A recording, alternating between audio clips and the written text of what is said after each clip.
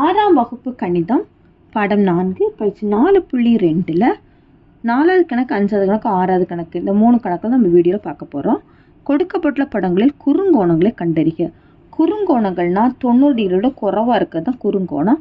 90 டிகிரியோட குறைவாக இருக்கக்கூடிய இந்த படங்களெல்லாம் நம்ம கண்டுபிடிக்க போகிறோம். இது பாருங்க 33 டிகிரி 90 டிகிரியோட குறைவு, 56 டிகிரி 90 டிகிரியோட குறைவு, 89 டிகிரி 90 டிகிரியோட குறைவு. சரி, அப்போ இந்த 3 படங்கள் தான் குறுங்கோணங்கள். அடுத்தது 5வது, கொடுக்கப்பட்டுள்ள படங்களில் விரிகோணங்களை கண்டறிக. விரிகோணங்கள்லாம் 90 டிகிரியோட அதிகமாக இருக்கிறது தான் விரிகோணம். பாருங்கள் 101 டிகிரி விரிகோணம், 129 டிகிரி விரிகோணம். சரி, அப்போ இந்த 2 படமும் தான் என்னென்னா விரிகோணம். இது என்னென்னா செங்கோணம், இது குறுங்கோணம், இதுவும் என்னென்னா குறுங்கோணம்.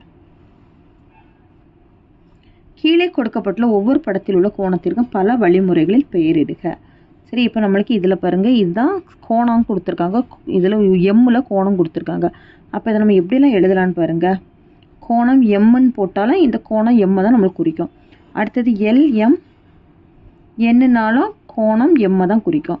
என்எம்